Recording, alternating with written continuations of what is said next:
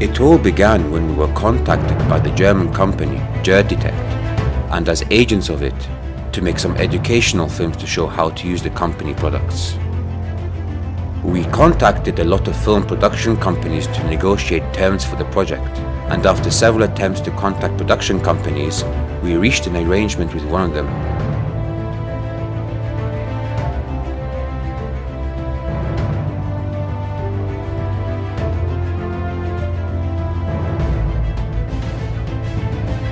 And picked filming days as well as the locations, which were chosen for a couple of reasons.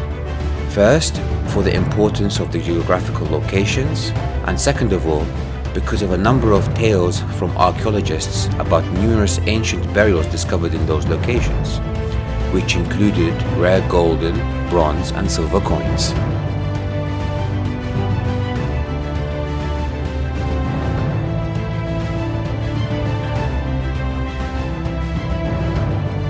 And the filming of these devices' educational films began.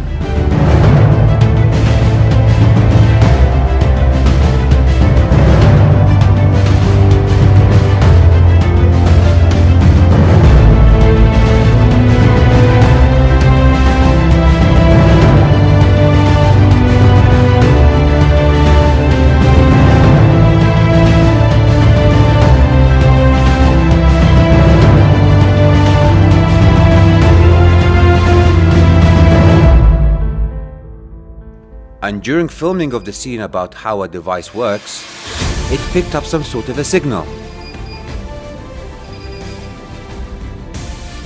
which led to the objective of the shoot changing completely. Now, the shoot became more than just the making of an educational film, it became a treasure hunt adventure full of enjoyment.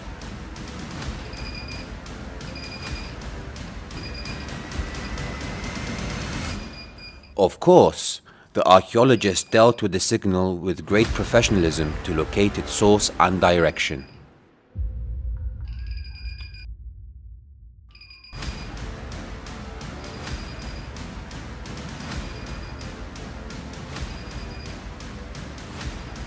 It led the archaeologists to the bottom of a hill.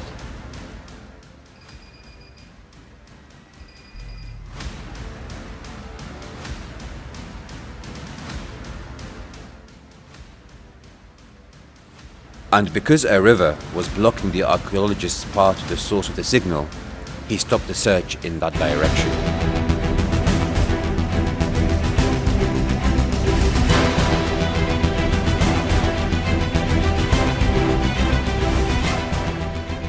And when he came back to the car, he asked us to go around the riverbed to cross to the other side in order to track the signal.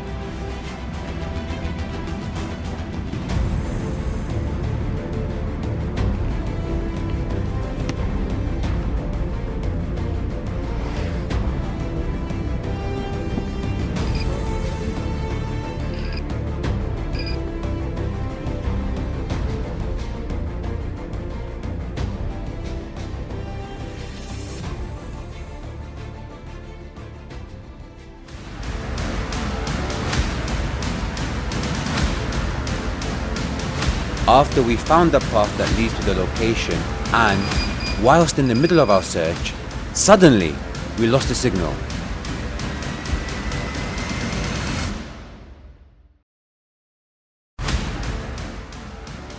And the archaeologists asked us to turn around to search for it once more.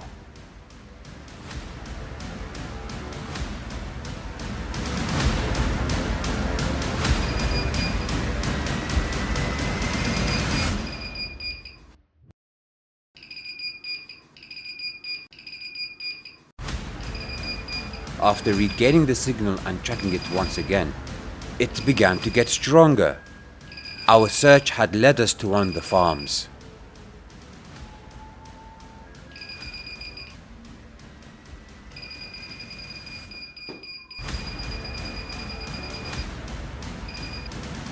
We now suspected that our target lies behind these walls. And as we expected, the device led us in that direction.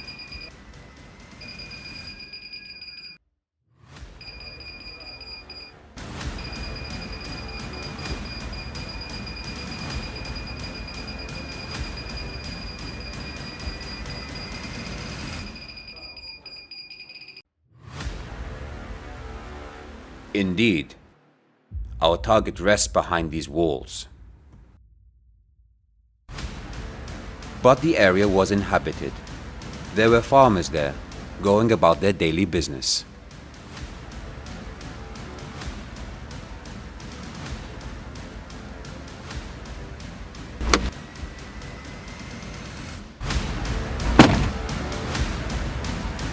We knocked on the farm doors and waited for an answer. At first, we hid the cameras until we got permission to film from the owners. One of the farmers inside came to the door, so we asked him to meet the owner of that place, and he went along to bring him to meet us.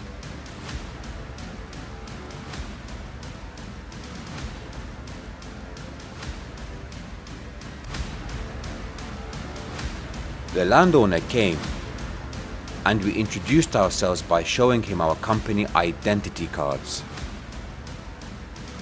We explained what we were doing and how the device had led us to his farm, and that there was a buried target within the walls of the farm, and that this target had traces of gold. The landowner asked how we could verify what we were telling him and if we had anything to prove it. We felt that he was skeptical about our story, and it was somehow weird for him. So we showed him the company's identification documents and statutory licenses. And we asked for his permission to verify the presence of the target within the farm walls and to document the process by filming it.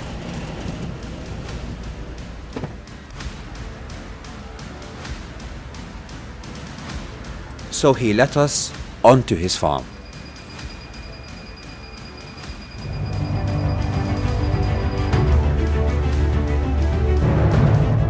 Immediately, one of the archaeologists made the necessary examination to confirm the target, using duly followed methods and standard rules of excavation to locate the burials.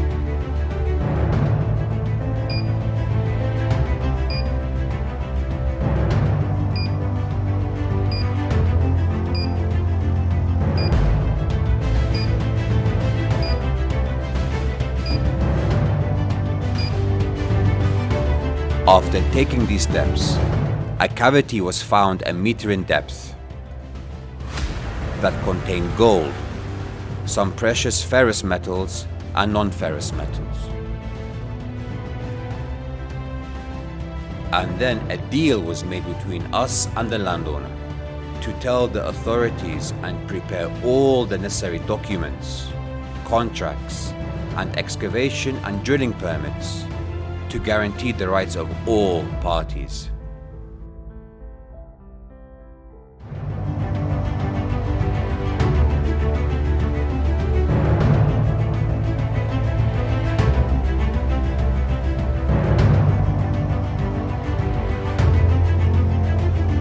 Two days later, we headed to the location with specialist engineers to supervise the excavation process and preserve the discovered antique artifacts.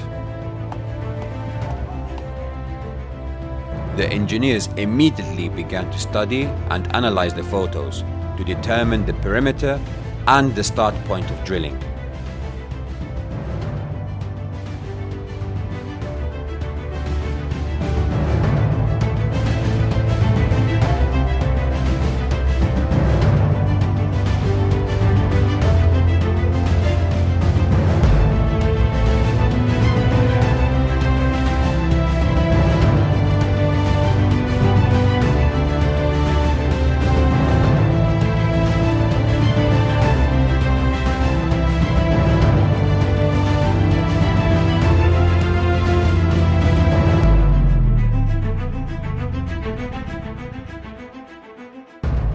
and they asked the technicians not to drill vertically on the site and to stay 1 meter away from it so that rocks and soil would not fall on the discovered site and destroy it.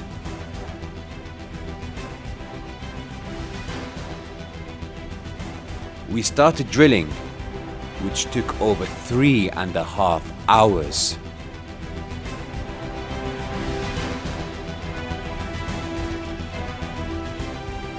The specialist engineers observed and guided the technicians, who got really exhausted because of the muddy nature of the soil.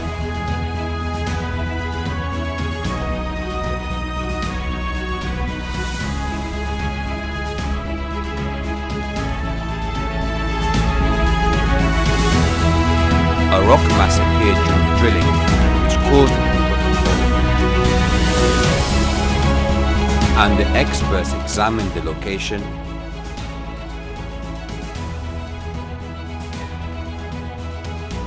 and asked the technicians to keep drilling and to widen the hole.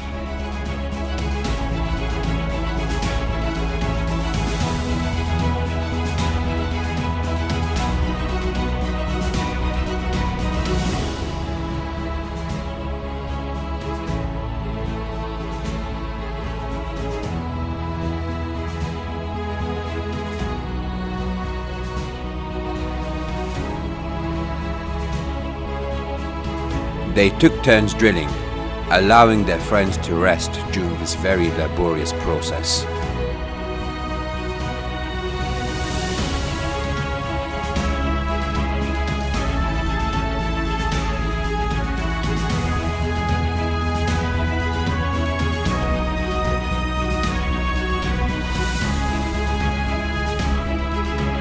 Suddenly, one of the technicians made a mistake which caused the soil to slip, and even more of those rocks appeared, causing the supervisor to stop the drilling.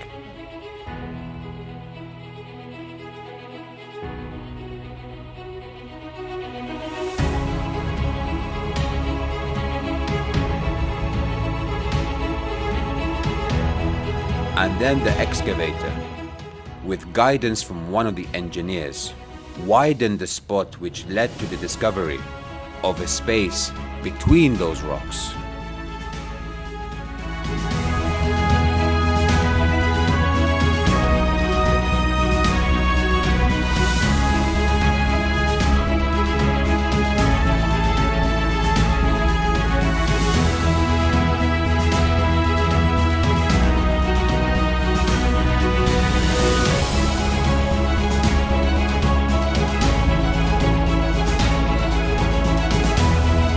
And once checked, they found that it led to the cavity they were looking for.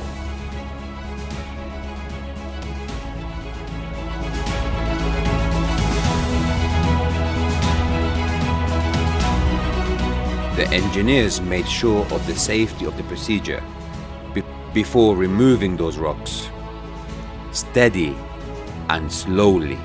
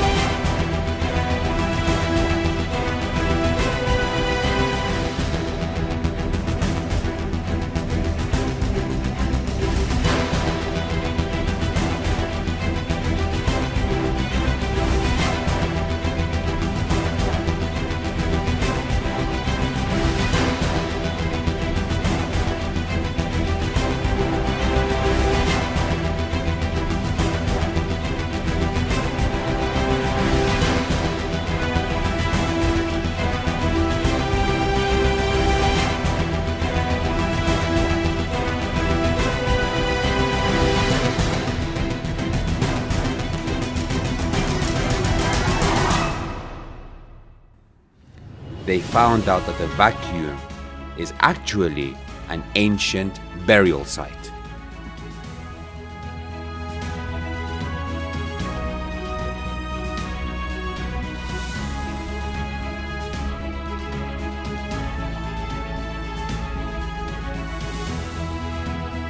After visual examination, and according to the readings of the three-dimensional photos and the archaeologist's long experience, it was found that the burials were stacked in a single point in the grave.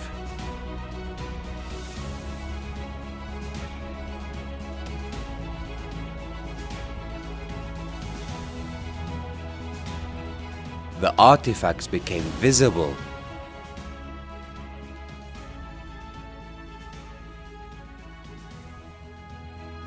A couple of small jars and a pottery pot belonging to the Byzantine era.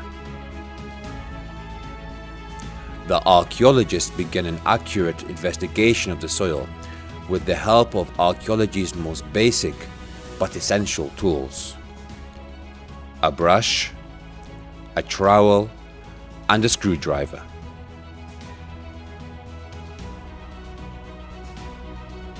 A group of garnet stones belonging to a necklace.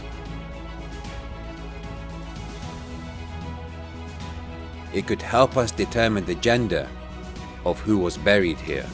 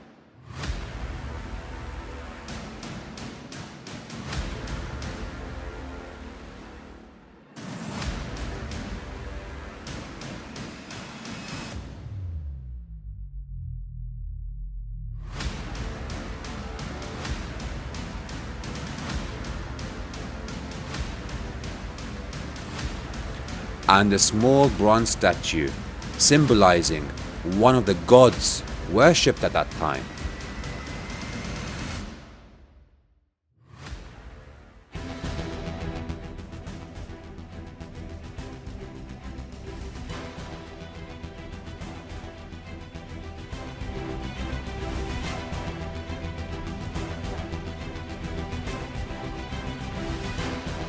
A group of bronze and silver coins of various sizes were discovered as well.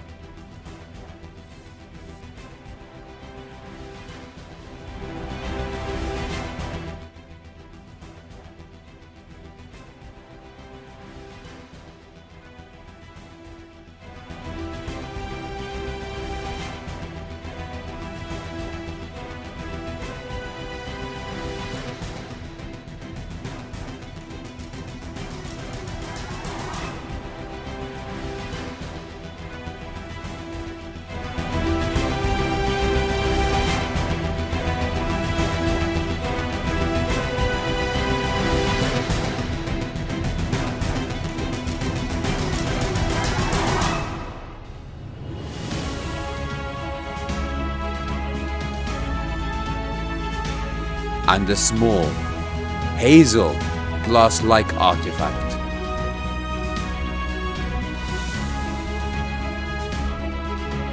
And a couple of small metal vessels.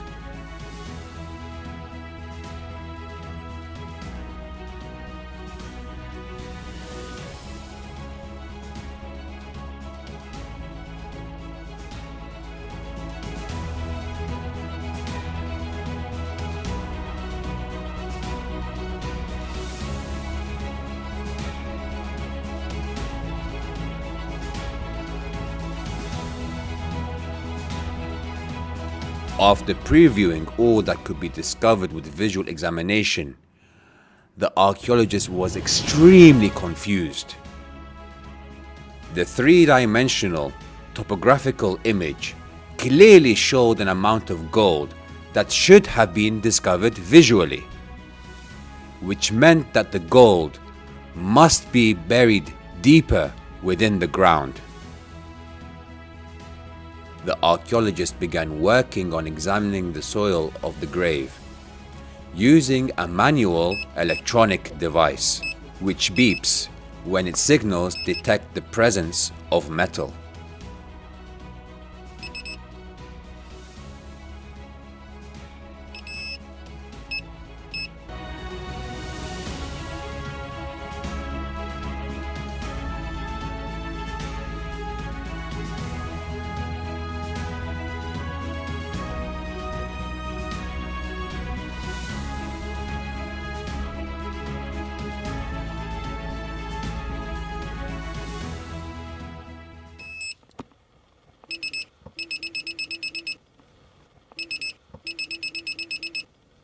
Suddenly, the device beeped when the archaeologist passed over an oddly shaped oval rock that was found inside the grave.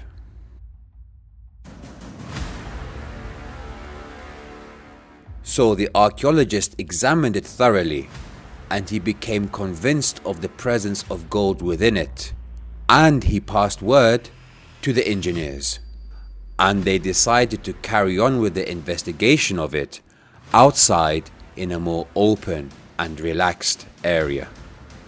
And they took outside all of the artifacts they had found, and they wrapped them up in cloths to preserve and protect them during transportation.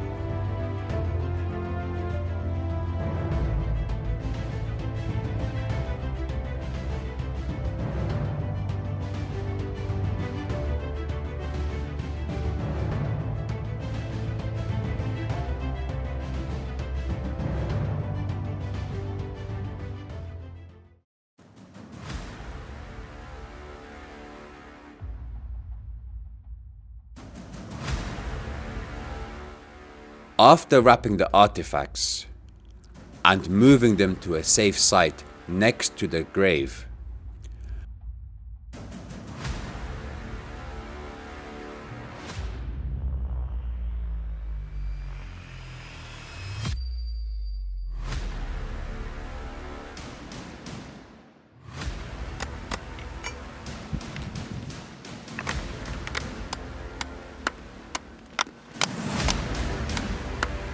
the archaeologists began to dismantle the calcareous rock.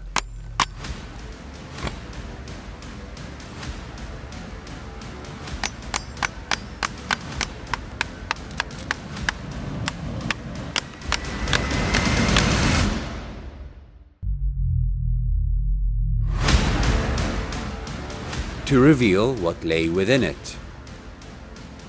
A pot made of basaltic rocks.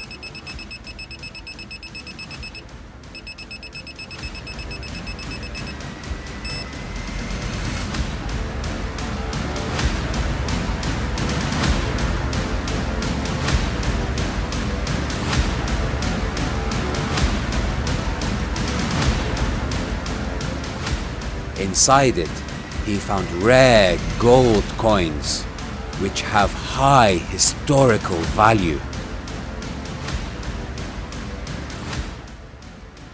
Apparently, the grave belongs to a wealthy woman, as everything found inside it clearly points in this direction.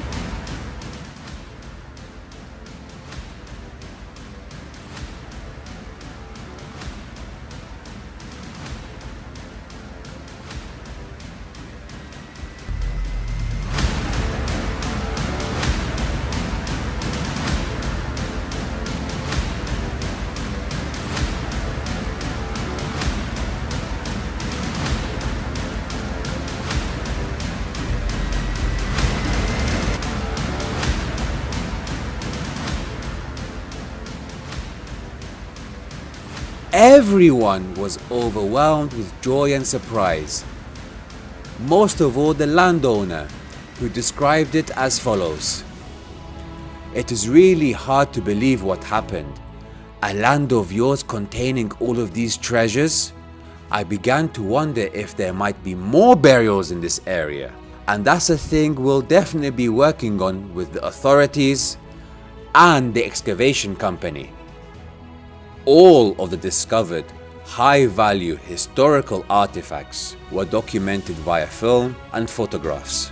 The authorities financially rewarded the landowner and the excavation company, United International Group,